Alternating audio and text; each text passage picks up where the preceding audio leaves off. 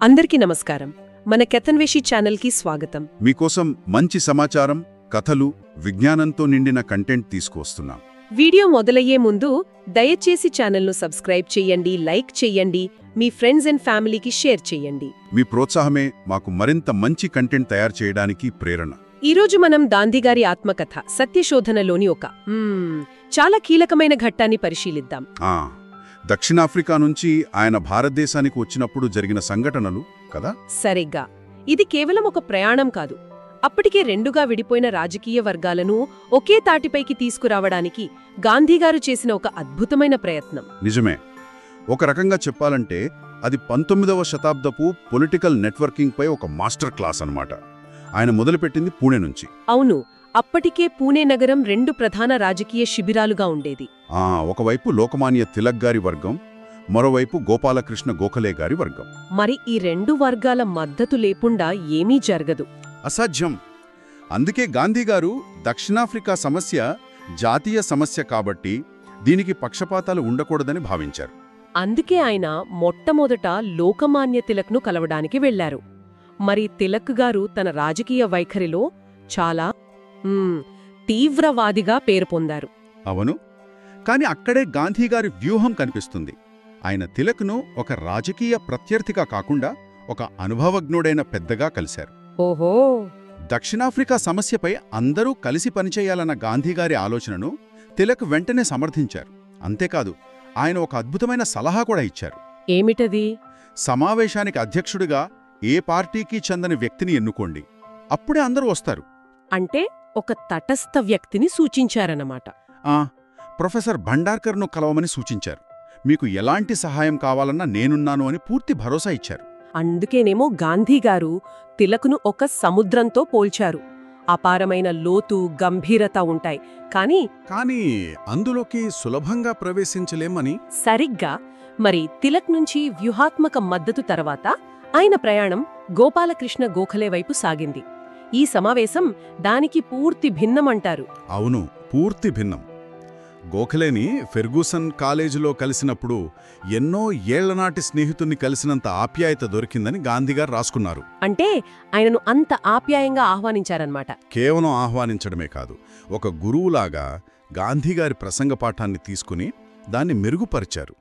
ఎవరెవర్ని కలవాలో, ఎలా మాట్లాడాలో సలహాలిచ్చారు. ఓహో! అంటే పూర్తిగా తన సంరక్షణలోకి తీసుకున్నారు. ఇక్కడే కదా గాంధీగారి ఆ ఫేమస్ పోలిక వస్తుంది. అవునవును, ఆ హిమాలయాలు, సముద్రం, గంగానది పోలిక. ఫిరోజ్ షా మెహతా ఏమో ఎక్కడానికి వీల్లేని హిమాలయ పర్వతంలా, తిలకేమో లోతైన సముద్రంలా. కాని గోఖలేని మాత్రం స్వచ్ఛమైన గంగానదిగా అభివర్ణించారు. ఆ నదిలో ఎవ్వరైనా స్నానం చేసి సేద తీరవచ్చు అన్నట్టు. నిజమే. గోఖలే వ్యక్తిత్వం అంత స్ఫూర్తిదాయకంగా ఉండేదన్నమాట. ఈ ఇద్దరు దిగ్గజాల మద్దతు తీసుకుని గాంధీగారు మూడో కీలక వ్యక్తి డాక్టర్ భండార్కర్ను కలిశారు. ఆయనైతే రాజకీయాలకు పూర్తిగా దూరం కదా. అలాంటి వ్యక్తిని ఎలా ఒప్పించారు? అక్కడే గాంధీగారు తన పంథా మార్చారు. తిలక్తో రాజకీయ వ్యూహం, గోఖలేతో మార్గదర్శనం, కాని భండార్కర్తో నైతికత, న్యాయం గురించి మాట్లాడారు. అంటే సమస్య యొక్క తీవ్రతను వివరించారా? ఖచ్చితంగా. దక్షిణాఫ్రికాలో జరుగుతున్న అన్యాయాన్ని వివరించగానే ఆ వృద్ధ పండితుడు చెలించిపోయారు. మీ వాదన బలంగా ఉంది, నేను తప్పకుండా అధ్యక్షత వహిస్తాను అని వెంటనే అంగీకరించారు. అద్భుతం.